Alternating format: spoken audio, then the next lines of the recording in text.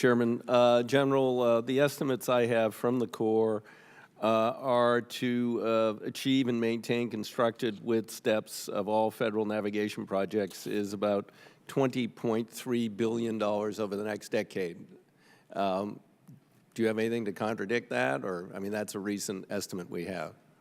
Sir, I'm not exactly aware of that number, but I think that's probably in a ballpark. Okay.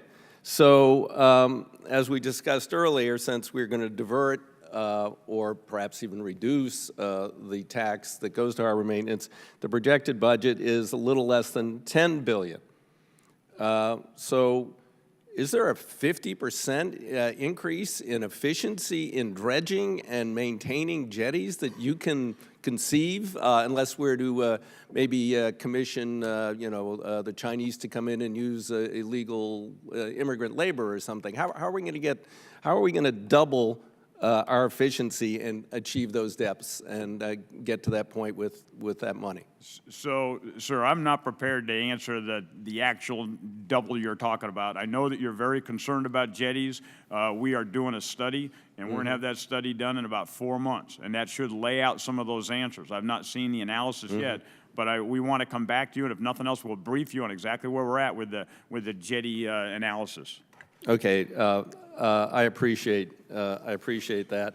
Mr. Secretary, I mean, I know you've only been there 4 weeks, and some of this preceded you, but again, if you look at these numbers, the estimates are if we fully spent the collected tax and didn't reduce the tax, for the next 5 years, if we spent $2.5 billion a year on maintenance, dredging, and jetty work on all our federal projects, and then 1.6 to 1.7 over the next 5 years, we could get to authorized depths and be at a state of good repair.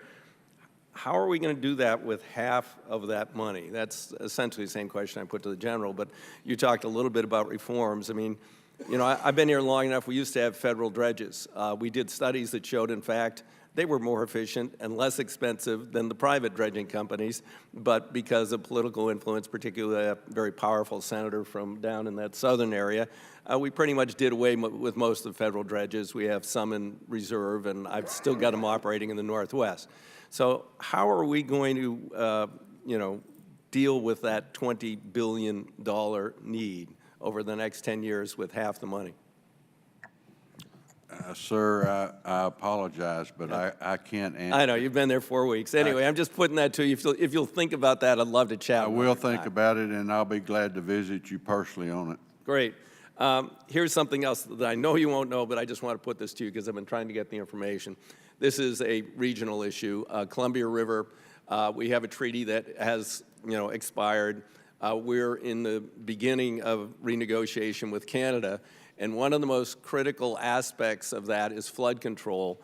And I'm trying to find out if the Corps has completed, and maybe the General knows, or maybe either of you probably don't know, but if you could get it to me, have you completed the modeling of that system? Because it's a critical aspect as we enter into negotiations to know what we need in terms of flood control. The whole system has changed so much with all the Canadian dams, over the last 50 years that we don't have current data, and our negotiators don't have it at the table.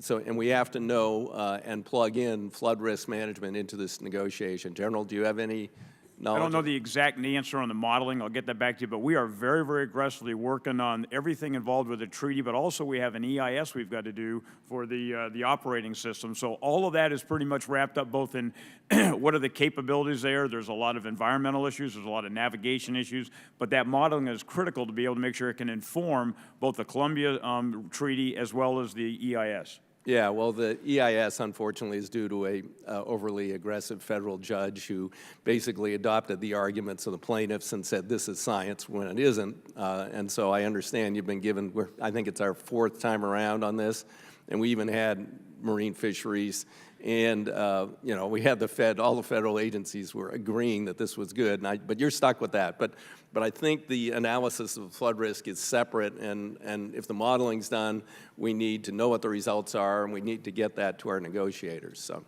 thank you, Mr. Chairman. Thank you, Mr. DeFazio. We're going to